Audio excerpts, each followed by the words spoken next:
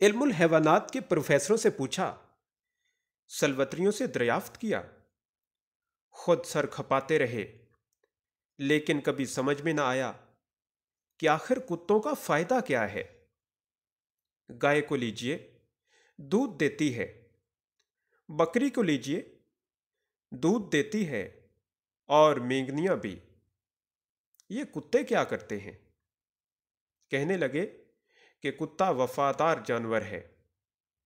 اب جناب، وفاداری اگر اسی کا نام ہے کہ شام کے 7 بجے سے جو بھونکنا شروع کیا تو لگاتار بغیر دم لیے صبح کے 6 بجے تک بھونکتے چلے گئے، تو ہم لنڈورے ہی بھلے۔ کل ہی کی بات ہے کہ رات کے کوئی 11 بجے ایک کتے کی طبیعت جو ذرا گدگدائی تو انہوں نے باہر سڑک پر آ کر طرح کا ایک مصرع دے دیا۔ ایک آدھ منٹ کے بعد سامنے کے بنگلے میں ایک کتے نے مطلع عرض کر دیا۔ اب جناب، ایک کوہنا مشق استاد کو جو غصہ آیا، ایک حلوائی کے چولہے میں سے باہر لپکے اور بنا کے پوری غزل مقطع تک کہہ گئے۔ اس پر شمال مشرق کی طرف ایک قدر شناس کتے نے زوروں کی داد دی۔ اب تو حضرت وہ مشاعرہ گرم ہوا کہ کچھ نہ پوچھئے۔ کم بخت بعض تو 2 غزلیں سہ غزلیں لکھ کر لائے تھے کہ ایک نے فی البدی قصیدے کے قصیدے پر ڈالے۔ وہ ہنگامہ گرم ہوا کہ ٹھنڈا ہونے میں نہ آتا تھا۔ ہم نے کھڑکی میں سے ہزاروں دفعہ آرڈر آرڈر پکارا، لیکن کبھی ایسے موقع پر پردھان کی بھی کوئی بھی نہیں سنتا۔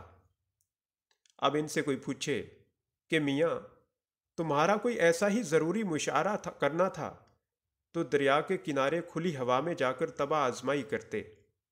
یہ گھروں کے درمیان آ کر سوتوں کو ستانا کون سی شرافت ہے؟ اور پھر ہم دیسی لوگوں کے کتے بھی کچھ عجیب بدتمیز واقع ہوئے ہیں۔ اکثر تو ان میں ایسے قوم پرست ہیں کہ پتلون کوٹ کو دیکھ کر بھونکنے لگ جاتے ہیں۔ خیر، یہ تو ایک حد تک قابل تعریف بھی ہے، اس کا ذکر ہی جانے دیجیے۔ اس کے علاوہ ایک اور بات ہے، یعنی ہمیں بارہا ڈالیاں لے کر صاحب لوگوں کے بنگلوں پر جانے کا اتفاق ہوا۔ خدا کی قسم، ان کے کتوں میں وہ شائستگی دیکھی ہے کہ اش اش کرتے لوٹ آئے ہیں۔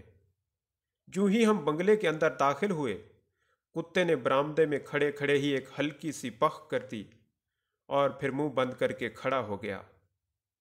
ہم آگے بڑھے تو اس نے بھی 4 قدم آگے بڑھ کر ایک نازک اور پاکیزہ آواز میں پھر بخ کر دی۔ چوکی داری کی چوکی داری، موسیقی کی موسیقی۔ ہمارے کتے ہیں نہ راگ نہ سر، نہ سر نہ پیر، تان پہ تان لگائے جاتے ہیں، بے تالے کہیں کے، نہ موقع دیکھتے ہیں نہ وقت پہچانتے ہیں، گل بازی کیے جاتے ہیں۔ گھمنڈ اس بات پر ہے کہ تان سین اسی ملک میں تو پیدا ہوا تھا۔ اس میں شک نہیں کہ ہمارے تعلقات کتوں سے ذرا کشیدہ ہی رہے ہیں، لیکن ہم سے قسم لے لیجئے، جو ایسے موقع پر ہم نے کبھی سیتا گری سے منہ موڑا ہو۔ شاید آپ اس کو تعلی سمجھیں، لیکن خدا شاہد ہے کہ آج تک کبھی کسی کتے پر ہاتھ ہی نہ اٹھایا ہے۔ کتوں کے بھونکنے پر مجھے سب سے بڑا اعتراض یہ ہے کہ ان کی آواز سوچنے کے تمام قوا معطل کر دیتی ہے، خصوصاً جب کسی دکان کے تختے کے نیچے سے ان کا ایک پورا خفیہ جلسہ باہر سڑک پر آ کر تبلیغ کا کام شروع کر دے تو آپ ہی کہیے ہوش ٹھکانے رہ سکتے ہیں؟ ہر ایک کی طرف باری باری متوجہ ہونا پڑتا ہے، کچھ ان کا شور، کچھ ہماری صدائے احتجاج، بے ڈھنگی حرکات و سکنات۔ اس ہنگامے میں دماغ بھلا خاک کام کر سکتا ہے؟